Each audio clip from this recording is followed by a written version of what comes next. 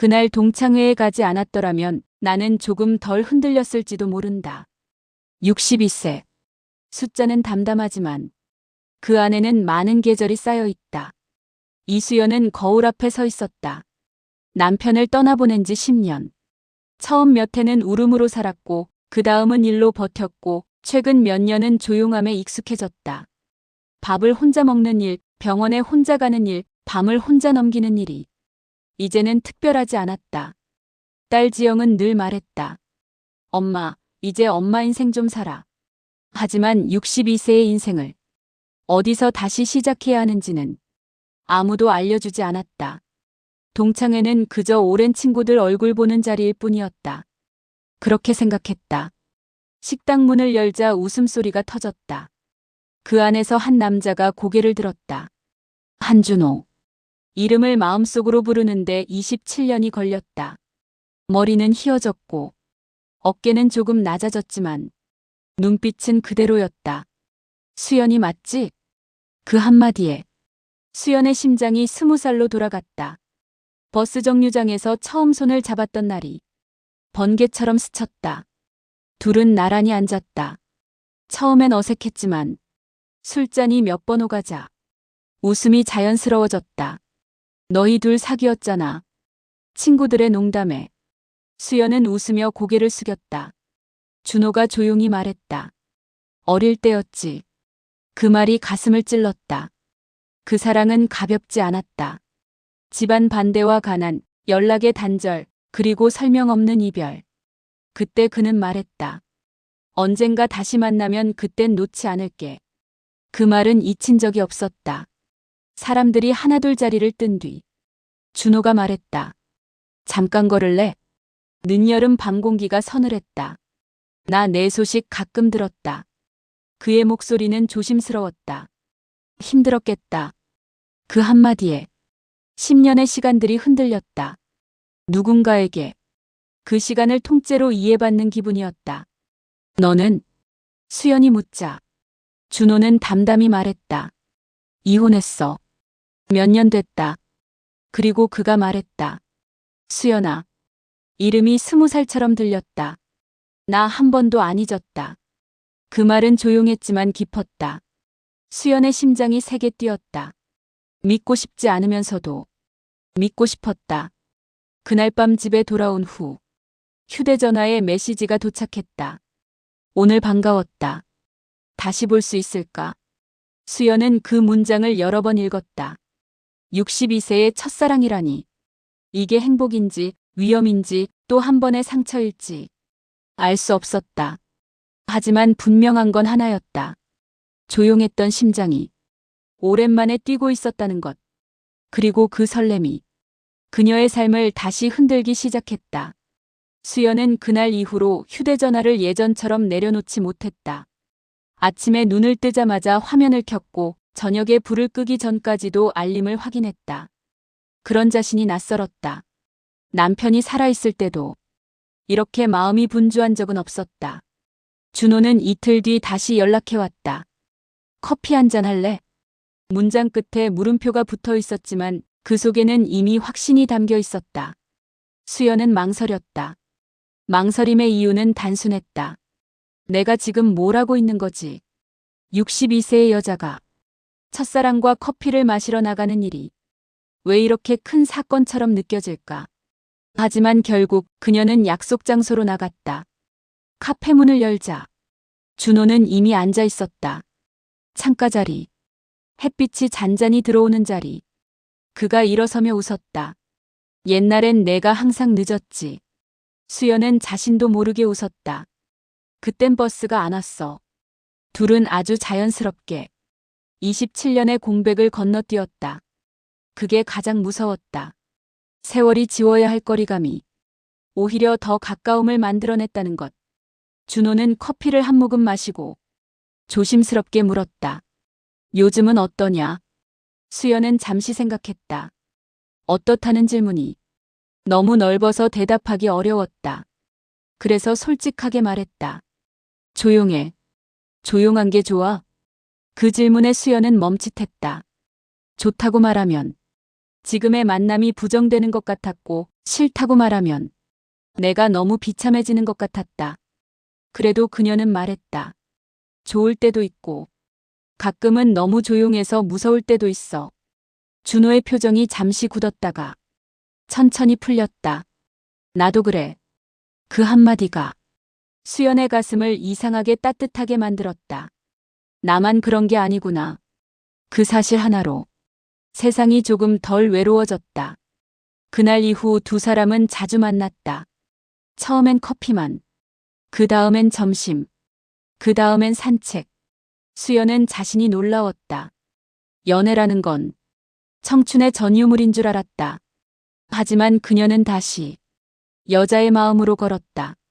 옷을 고르고 거울을 보고 말 한마디에 설레고 답장이 늦으면 불안해졌다. 어떤 날은 스스로에게 화가 났다. 내가 왜 이렇게 가벼워졌지? 그러나 준호는 늘 담담했다. 가벼운 게 아니라 살아있는 거야. 그 말이 자꾸 남았다. 어느 날 준호는 오래된 사진 한 장을 들고 왔다. 고등학교 졸업사진. 수연은 사진 속 자신을 보며 한참을 웃었다. 나 저렇게 말랐었어? 준호가 말했다. 너는 그때도 예뻤다. 그 말에 수연은 웃으면서도 가슴이 저릿했다. 칭찬에 익숙하지 않았다. 남편은 나쁜 사람이 아니었지만 표현이 없는 사람이었다. 밥 맛있다. 그 정도가 전부였다. 그런데 준호는 당연하다는 듯 마음을 꺼냈다. 수연은 그게 좋으면서도 한편으로는 두려웠다. 너무 다정한 사람은 언젠가 더 차갑게 돌아설 것 같아서.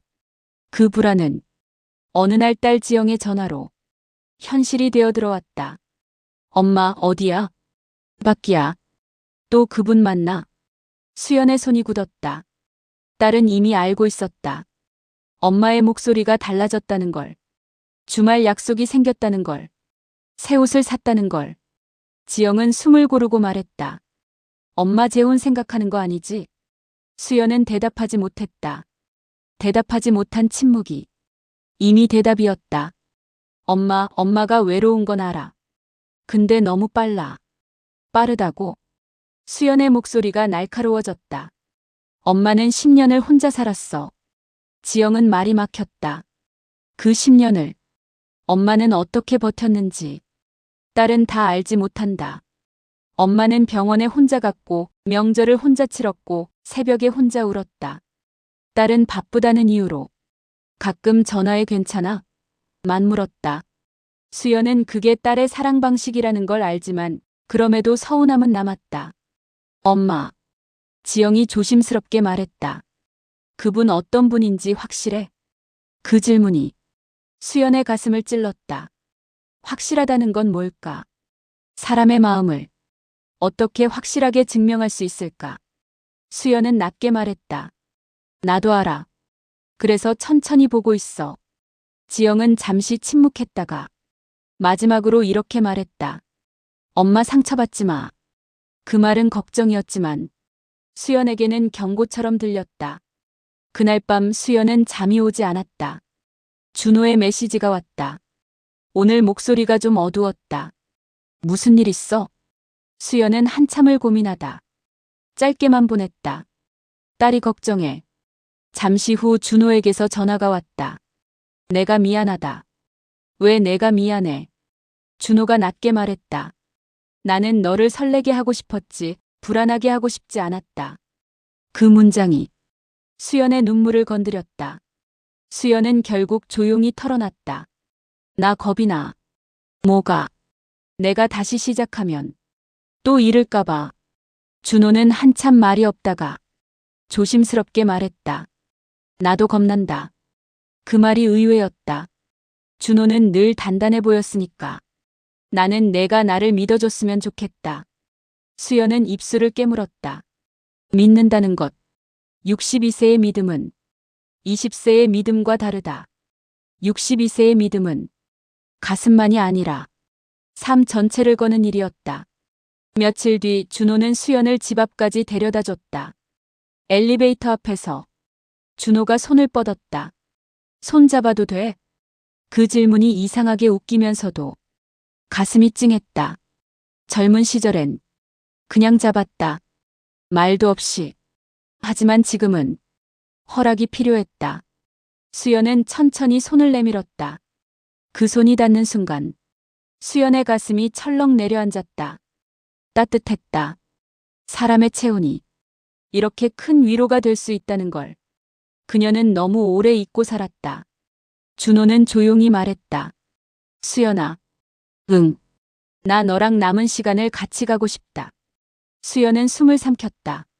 남은 시간. 그 말은 로맨틱하면서도 잔인했다. 우리에게 남은 시간이 젊지 않다는 뜻이니까. 준호는 수연의 눈을 똑바로 보며 말했다. 재혼하자. 그 한 문장에 수연의 세상이 잠시 멈췄다. 엘리베이터 문이 열리고 닫히는 소리마저 멀게 들렸다. 재혼. 그 단어는 설렘이 아니라 현실의 무게로 다가왔다. 딸의 얼굴이 스쳤고 주변의 시선이 스쳤고 또 한 번 상처받을 두려움이 스쳤다. 하지만 동시에 조용했던 10년이 떠올랐다. 혼자 먹던 밥, 혼자 보던 TV, 혼자 넘기던 밤. 수연은 입을 열지 못했다. 준호는 재촉하지 않았다. 그는 단지 말했다. 오늘 당장 답 안 해도 돼. 그리고 한마디를 더했다. 근데 내가 너를 기다린 시간이 27년이야. 이번엔 내가 놓치기 싫다. 그 말이 수연의 심장을 깊게 눌렀다. 그녀는 그날 밤 침대에 누워서도 계속 한 가지 생각만 했다. 나는 이제 나를 위해 선택해도 되는 걸까? 그리고 그 선택이 곧 그녀의 인생을 완전히 다른 방향으로 데려가게 될 줄은 그때는 몰랐다. 수연은 며칠 동안 아무에게도 답을 하지 못했다. 준호의 재혼하자는 말이 머릿속에서 떠나지 않았다. 그 단어는 젊은 날의 설렘이 아니라 삶 전체를 뒤흔드는 선택처럼 들렸다. 결혼은 한 번 해봤다. 좋은 날도 있었고 힘든 날도 있었다. 남편은 나쁜 사람이 아니었다. 성실했고 책임감이 강했고 수연을 존중했다. 하지만 사랑이 불꽃처럼 타오르진 않았다. 그저 함께 사는 삶이었다. 그래서인지 지금의 감정이 더 낯설었다. 62세의 가슴이 뛰는 일이 이렇게 두려울 줄 몰랐다. 결국 수연은 준호에게 전화를 걸었다. 나 만나자. 짧은 한마디였다. 카페에서 마주 앉았을 때 준호의 눈빛은 조심스러웠다. 생각해봤어. 수연은 숨을 고르고 말했다. 나 겁은 나는데. 준호는 말없이 기다렸다. 그래도 이번엔 도망치고 싶지 않아. 그 말이 끝나자 준호의 눈이 붉어졌다. 그는 천천히 말했다. 고맙다. 그날 두 사람은 아주 조용하게 결심했다. 크게 떠들지도 화려하게 약속하지도 않았다. 그저 남은 시간을 같이 걷기로. 하지만 세상은 두 사람만의 것이 아니었다. 지영은 결국 폭발했다. 엄마, 진짜로 결혼한다고? 수연은 딸의 눈을 피하지 않았다.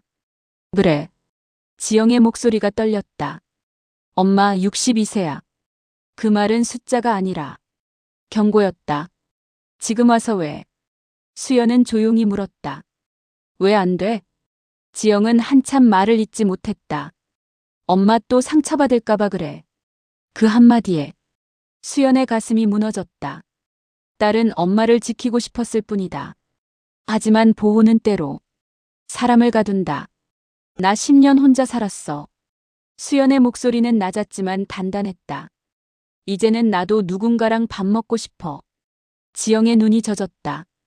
그 사람 진짜 엄마 좋아하는 거 맞아? 그 질문이 수연의 가슴에 남았다. 정말 그럴까? 준호는 다정했고 배려했고 늘 먼저 연락했다. 하지만 한 번도 그의 깊은 속을 완전히 본 적은 없었다. 그 즈음 준호의 아들 민석이 등장했다. 아버지, 갑자기 결혼이라니요. 민석은 냉정한 눈빛이었다. 그분 재산은요? 그 질문이 수연의 귀에까지 들어왔다. 수연은 순간 멍해졌다. 재산. 그녀는 남편이 남긴 집 한 채와 약간의 저축이 전부였다. 돈 때문에 만난다는 의심은 그녀의 자존심을 찔렀다. 준호는 화를 냈다. 그런 소리 하지 마라. 하지만 민석의 표정은 변하지 않았다. 아버지 나이 생각하세요. 그 말은 칼처럼 날카로웠다. 나이 62세, 63세. 사람들은 그 숫자를 사랑보다 먼저 꺼냈다. 그날 이후 수연의 마음에 작은 균열이 생겼다. 준호는 여전히 다정했지만 어딘가 조급해 보였다. 우리 빨리 식 올리자. 왜 그렇게 급해? 괜히 주변 말 나오기 전에 그 말이 이상하게 걸렸다. 왜 주변 말을 그렇게 의식할까? 왜 이렇게 서두를까? 하지만 수연은 그 생각을 밀어냈다. 행복 앞에서 의심을 꺼내는 건 스스로를 배신하는 것 같았으니까. 결혼식은 조촐하게 하기로 했다. 가족과 몇몇 친구들만 부르는 자리. 수연은 웨딩드레스를 고르며 거울 앞에 오래 섰다. 주름이 보였다. 흰머리도 보였다. 그러나 눈빛은 오랜만에 반짝였다. 나 아직 여자구나. 그 생각이 들었다.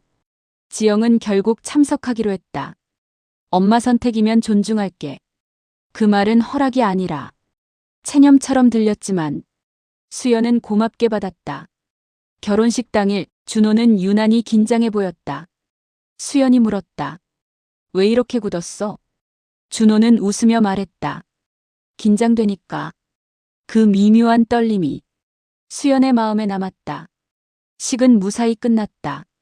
사람들은 박수를 쳤고 사진을 찍었고 축하 인사를 건넸다. 62세 신부는 조용히 웃고 있었다. 그리고 그날 밤 수연은 새로 들어간 준호의 집에 처음 발을 디뎠다. 그 집은 깔끔했지만 어딘가 낯설었다. 벽에 걸린 시계 소리가 이상하게 크게 들렸다. 피곤하지? 준호가 물었다. 수연은 고개를 끄덕였다. 샤워를 하고 나와 침대에 앉았을 때 수연은 문득 어디선가 낯선 냄새를 느꼈다. 향수. 그녀가 쓰지 않는 향. 순간 가슴이 싸해졌다. 준호. 응? 이 집에 누가 자주 왔어? 준호의 표정이 아주 잠깐 굳었다. 그 미세한 변화가 수연의 심장을 세게 쳤다. 그날 밤 모든 것이 무너지기 시작했다. 수연의 질문에 준호는 잠깐 눈을 피했다. 아주 잠깐이었다. 하지만 62세의 여자는 그 미묘한 떨림을 놓치지 않는다. 누가 왔냐고? 수연의 목소리는 낮았지만 단단했다. 준호는 억지로 웃었다. 아니야. 청소업체가 왔었어. 그 대답은 너무 빨랐다. 너무 준비된 대답처럼 들렸다. 수연의 가슴이 서서히 식어갔다. 청소업체가 향수를 뿌려 정적이 흘렀다.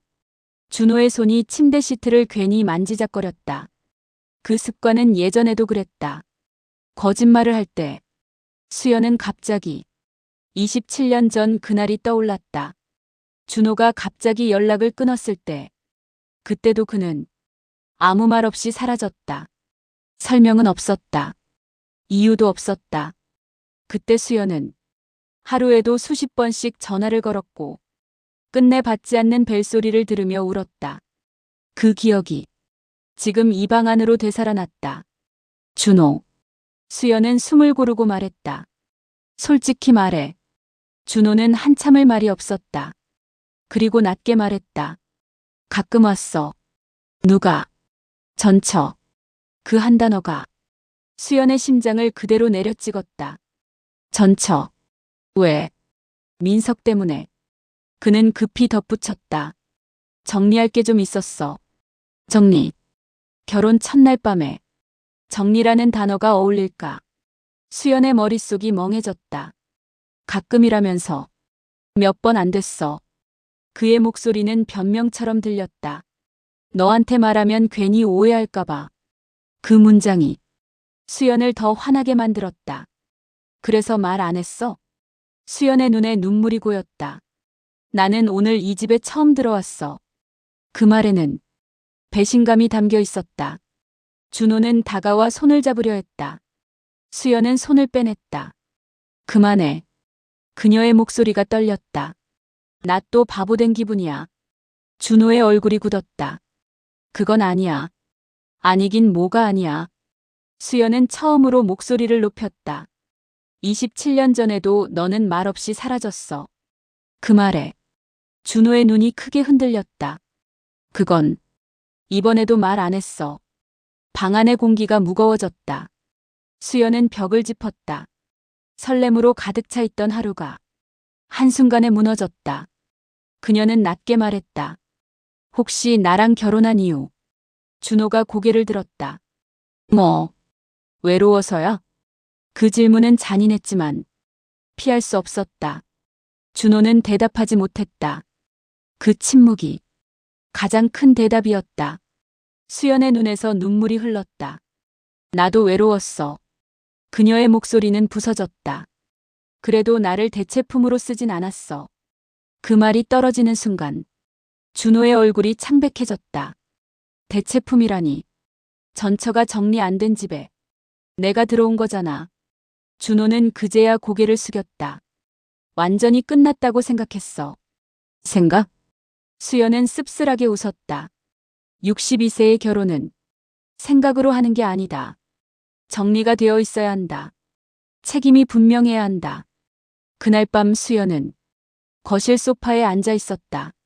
준호는 방 안에서 나오지 못했다. 시계 초침 소리가 유난히 크게 들렸다. 그녀는 문득 딸의 말을 떠올렸다. 엄마 상처받지 마.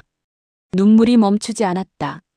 이 나이에 다시 이런 감정을 겪을 줄 몰랐다. 배신이라는 단어가 너무 젊은 단어처럼 느껴졌기 때문이다. 그녀는 휴대전화를 들었다. 지영의 번호를 눌렀다. 엄마. 딸의 목소리를 듣는 순간 수연은 말을 잇지 못했다. 엄마, 괜찮아? 그 한마디에 수연의 눈물이 터졌다. 지영아. 목소리가 떨렸다. 나 잘못 선택한 걸까? 전화기 너머에서 지영의 숨이 거칠어졌다. 무슨 일 있어? 수연은 잠시 망설이다. 조용히 말했다. 엄마, 오늘은 집에 가도 될까? 그날 밤 62세 신부는 결혼 첫날을 딸의 집에서 보냈다. 그리고 준호는 혼자 남겨졌다. 딸의 집 소파에서 맞은 새벽은 낯설었다. 결혼 첫날 밤을 이렇게 보내게 될 줄은 몰랐다. 지영은 아무 말 없이 따뜻한 물을 건넸다. 엄마, 울지 마. 그 말에 오히려 눈물이 더 흘렀다. 수연은 밤새 생각했다. 내가 예민한 걸까? 이 나이에 이런 걸 따지는 게 우스운 걸까? 하지만 가슴 깊은 곳에서 또렷한 답이 올라왔다. 아니다. 62세의 사랑은 설렘보다 신뢰가 먼저다. 아침이 되자 준호에게서 문자가 왔다. 한 번만 만나자. 끝내려면 얼굴 보고 끝내자. 끝내자. 그 단어가 가슴을 눌렀다. 수연은 결국 그를 만나러 나갔다. 공원 벤치에서 준호는 밤새 잠 못 잔 얼굴로 서 있었다. 미안하다. 그는 바로 말했다. 수연은 조용히 앉았다. 전처 아직 감정 있는 거 아니야. 그의 목소리는 낮았다. 민석 사업 문제로 서류 정리할 게 있었다. 왜 말 안 했어? 수연의 질문은 짧았다. 준호는 한참 망설이다 말했다. 또 잃을까봐. 그 말에 수연의 눈이 흔들렸다. 27년 전 내 아버지 기억하냐? 그녀의 심장이 멎는 것 같았다. 그날 아버지는 문 앞에서 준호를 막아섰다. 그리고 울면서 부탁했다. 우리 수연 인생 망치지 말아달라. 준호는 고개를 숙였다. 나는 가난했고 아무것도 없었어. 그날 이후 도망쳤다. 수연은 27년 동안 버림받았다고 믿고 살았다. 그런데 그는 지키려 떠났다고 했다. 그래서 이번엔 놓치기 싫었다. 그의 눈이 젖어 있었다. 수연은 조용히 물었다. 그럼 전처는? 감정은 끝났다. 책임만 남았다. 공원에 바람이 불었다. 이해는 됐다. 하지만 상처가 사라지진 않았다. 수연은 천천히 말했다. 나는 도망치지 않으려고 결혼한 거야. 준호는 숨을 멈췄다. 근데 첫날 밤에 또 도망치고 싶어졌어. 그 말이 둘 사이를 갈랐다. 나는 대체품도 아니고 불안한 선택도 아니야. 수연의 눈빛이 단단해졌다. 나는 존중받고 싶어. 준호는 고개를 숙였다. 미안하다. 수연은 자리에서 일어났다. 집은 다시 정리해. 준호가 놀라 바라봤다. 전처 문제, 아들 문제, 그리고 내 마음. 수연은 담담하게 말했다. 그게 다 정리되면 그때 다시 이야기하자. 그리고 덧붙였다. 이번엔 내가 나를 지킬 거야. 그 말은 흔들림이 없었다. 수연은 돌아섰다. 눈물은 흘렀지만 발걸음은 단단했다. 며칠 뒤 전화가 왔다. 정리했어. 준호의 목소리는 차분했다. 전처 문제 끝냈고 민석이랑도 얘기했다. 이번엔 숨기지 않겠다. 수연은 창밖을 바라봤다. 햇빛이 맑았다. 천천히 가자. 그녀가 말했다. 이번엔 급하지 않게. 준호는 짧게 대답했다. 그래. 수연은 전화를 끊고 거울 앞에 섰다. 62세의 얼굴. 주름도 있고 흰머리도 있다. 하지만 눈빛은 전보다 단단했다. 27년 기다린 첫사랑은 완벽하지 않았다. 그날 밤 모든 게 무너졌지만 완전히 끝난 건 아니었다. 황혼의 사랑은 설렘이 아니라 선택이다. 그리고 그 선택은 언제나 나 자신을 지키는 데서 시작한다. 수연은 조용히 말했다. 나는 아직 늦지 않았다.